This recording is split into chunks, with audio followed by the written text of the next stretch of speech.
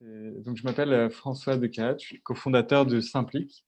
Merci beaucoup, Phil, pour la première présentation. Ça m'a donné plein d'idées de choses à faire, mais je pense que le conseil de vraiment penser à pourquoi on existe et pourquoi on fait notre travail, et de remettre ça au cœur de nos actions avant de penser à des choses plus concrètes, c'est tellement, tellement important.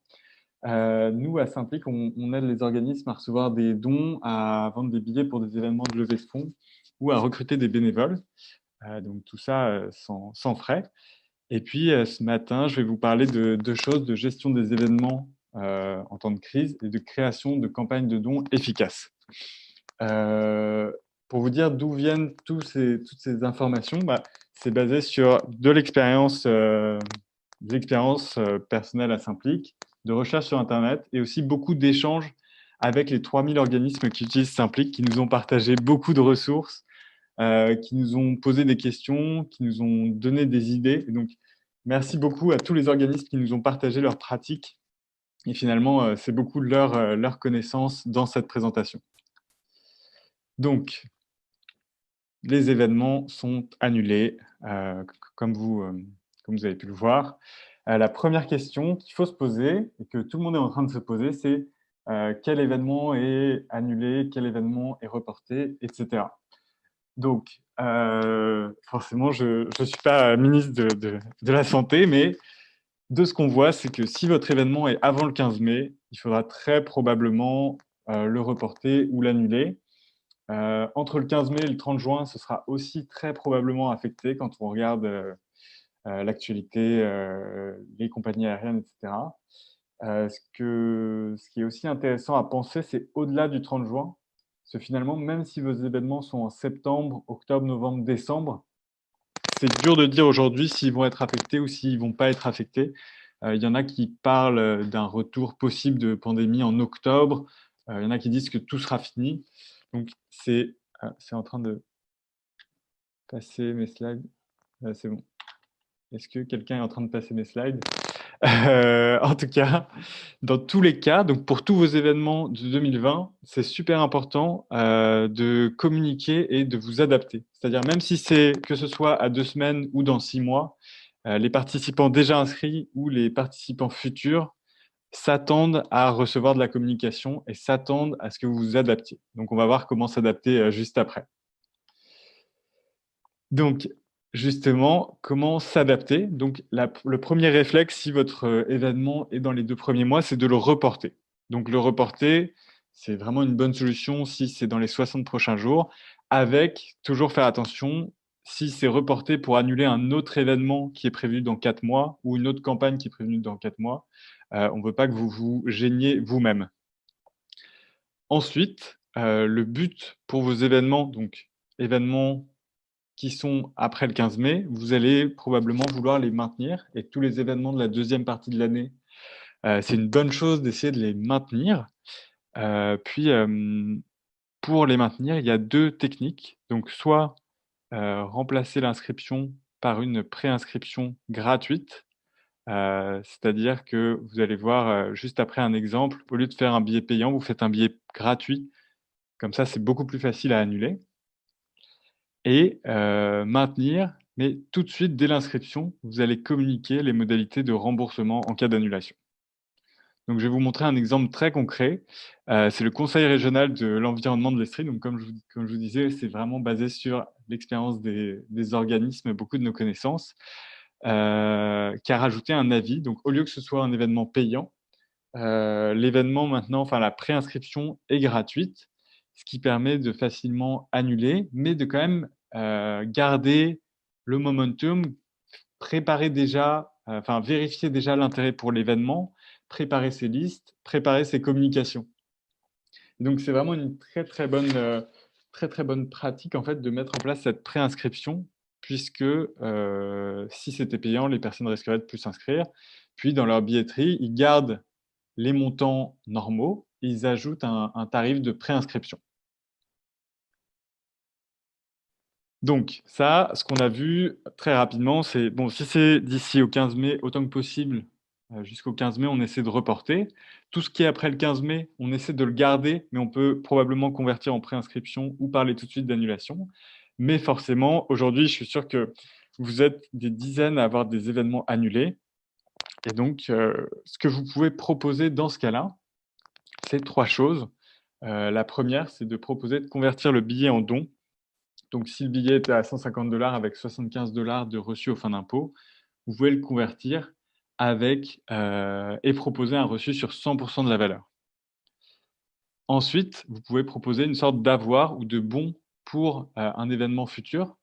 C'est-à-dire que si votre événement est suspendu jusqu'à nouvel ordre, euh, le billet, donc vous le gardez, vous leur dites, bah, on garde cet argent pour un futur événement et vous aurez déjà votre billet ou vous aurez déjà une partie du montant payé si c'est plus cher.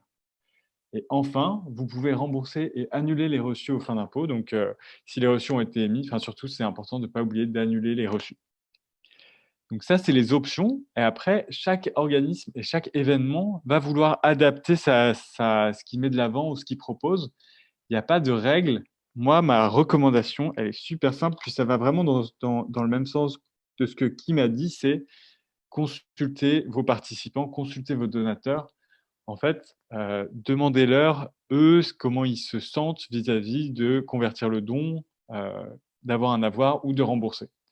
Donc, avant d'envoyer l'infolettre et le courriel massif à tout le monde avec des options recommandées, prenez le temps, donc respirez, comme a dit Kim, respirez et appelez 10, 15 participants et demandez-leur comment ils se sentent vis-à-vis de l'événement. Je vois la question de combien de temps devons-nous leur demander, vous raccorder pour demander un remboursement.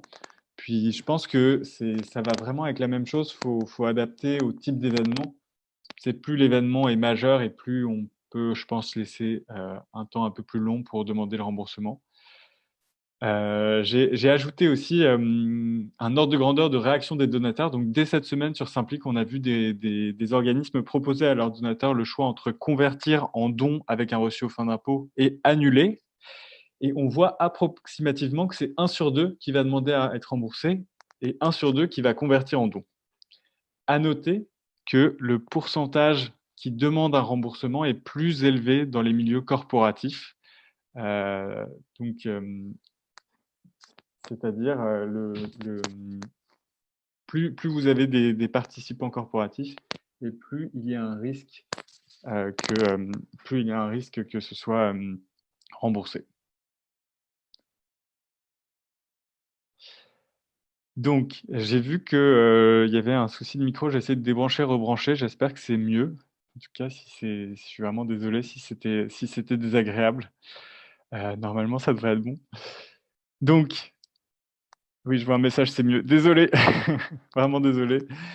J'espère que ça vous a pas empêché d'avoir l'information, mais globalement, c'est ça, les 3 choix, faut donc annuler, transformer en don ou garder l'argent pour un événement futur et comment choisir en consultant ses participants. Donc ça, c'était un peu, moi aussi, il faut que je respire. Ça, c'était vraiment la stratégie, plutôt donc la réflexion de crise pour vos événements à court terme et moyen terme. Maintenant, c'est le moment de regarder vers l'avenir. C'est-à-dire que même si la crise peut durer longtemps, il est possible d'être optimiste et euh, le- tout va probablement repartir dans quelques mois.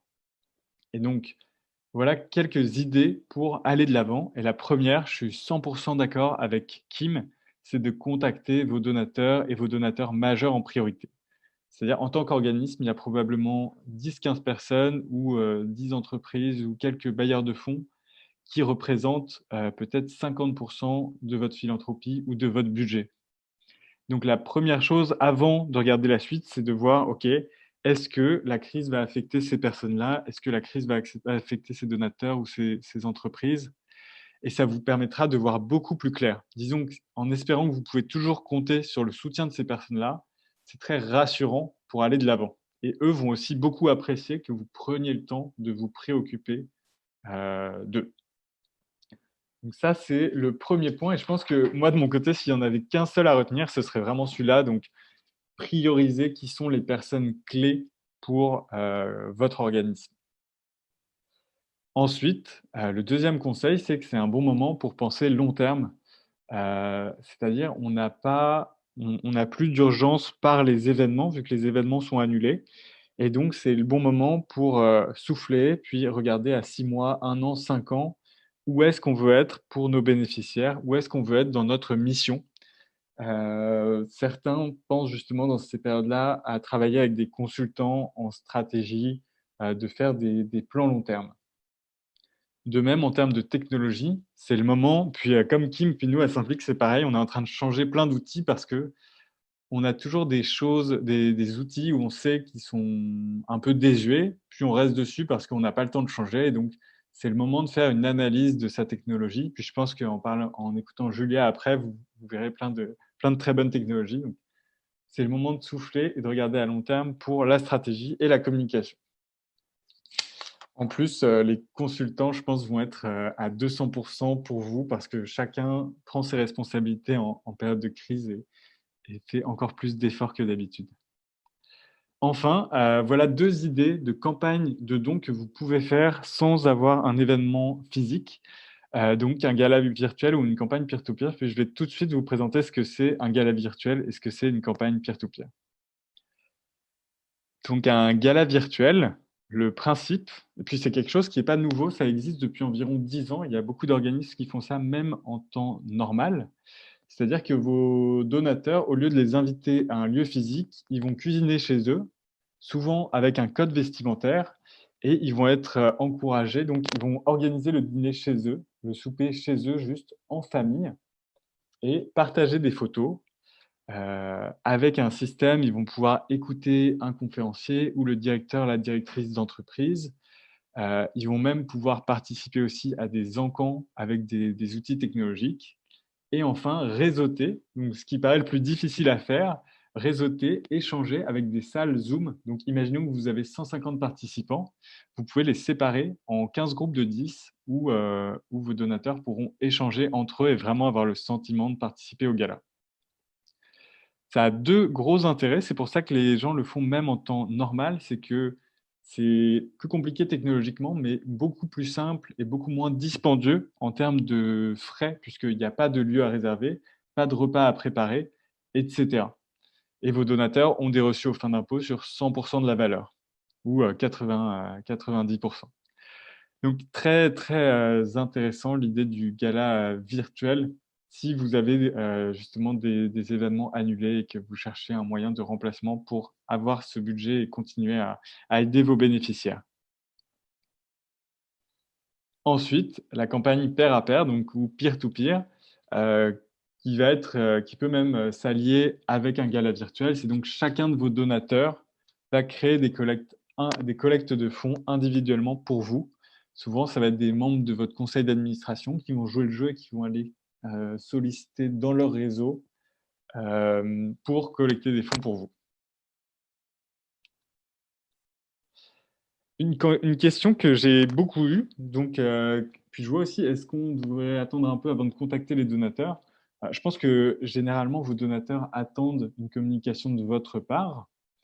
Par contre, la question de est-ce que c'est le moment de solliciter les donateurs? Moi, je dirais, et ça rejoint beaucoup ce que dit Kim, c'est que vous ne voulez pas solliciter vos donateurs en leur disant: «Ça va être une période difficile pour mon organisation, aidez-moi». Aujourd'hui, chacun doit vraiment penser à ses bénéficiaires et se dire: «Si je fais une campagne de dons, c'est vraiment pour agir tout de suite pour mes bénéficiaires», donc c'est-à-dire agir tout de suite pour la crise. J'ai 2 exemples de, bonnes campagnes, c'est-à-dire de campagnes qui font vraiment du sens, je trouve. C'est l'organisme L'Itinéraire, donc avec les personnes itinérantes qui vendent le magazine dans la rue. Et puis L'Itinéraire, là, a lancé une campagne de dons qui est un fonds d'urgence et c'est très logique puisque aujourd'hui les camelots ne peuvent plus vendre le magazine et donc tout le revenu de ces personnes itinérantes, du jour au lendemain, a disparu. Et donc c'est pour ça que L'Itinéraire lance sa campagne de dons, c'est vraiment pour ses bénéficiaires. De même, Partageons l'espoir, je ne sais pas si vous avez vu, mais comme toutes les banques alimentaires en ce moment, ils ont des besoins énormes et donc c'est pareil, ça fait tout à fait du sens de lancer une campagne de dons parce que c'est pour les bénéficiaires. Donc c'est vraiment ça pour la première partie de la crise. Je sais que c'est allé très rapidement sur plein de sujets, donc n'hésitez pas à poser vos questions. À la fin, il y aura la question-réponse, puis à écrire à Simplique. Nous, on est vraiment là pour vous aider pendant la crise. Avant de passer à la partie 2 sur les campagnes de dons, j'aimerais juste vous dire qu'à Simplique, on a mis en place une plateforme de bénévoles spécialement pour la crise. Donc, si vous recrutez des bénévoles pour agir, donc soit si vous êtes une banque alimentaire, soit si vous travaillez, si vous supportez le milieu de la santé, comme par exemple avec les dons de sang, voilà, on met à disposition une plateforme ce matin pour recruter des bénévoles. La deuxième partie, puis je vais faire ça rapidement, c'est vraiment faire des campagnes de dons qui réussissent. C'est-à-dire, dans les 3 prochains mois, votre financement va probablement, en tout cas votre philanthropie va plutôt passer par des campagnes de dons que par des événements. Et donc, je vais vous donner 6 conseils en 6 minutes pour faire des bonnes campagnes de dons.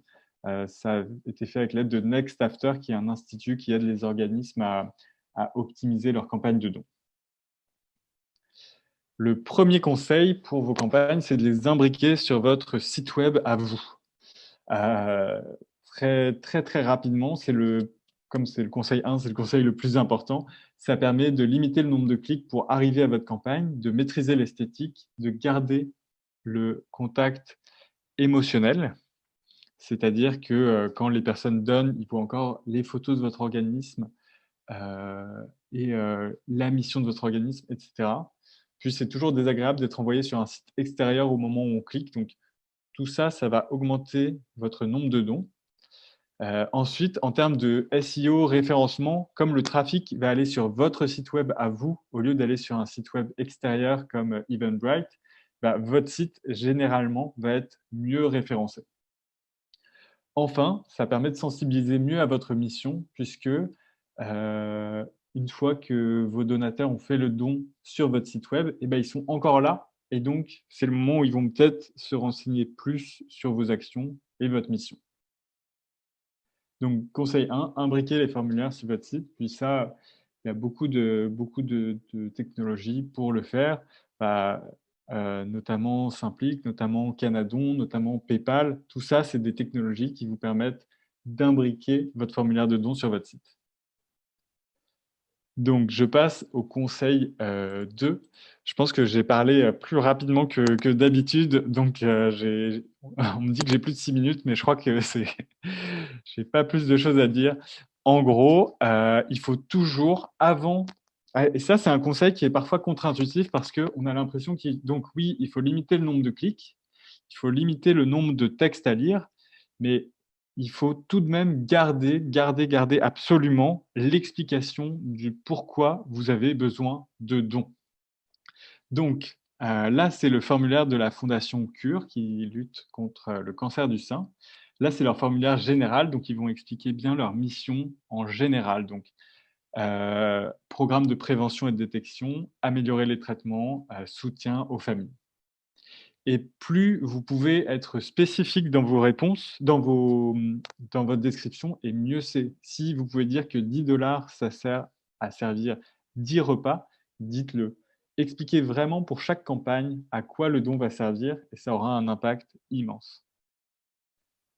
Donc, une fois qu'on a expliqué pourquoi, là, c'est un concept plutôt marketing, c'est quand on a expliqué pourquoi, il faut toujours faire un appel à l'action. D'autant plus en web, aujourd'hui, on est habitué, s'il n'y a pas un bouton qui nous dit de faire quelque chose, c'est simple, on ne le fait pas, c'est assez mécanique.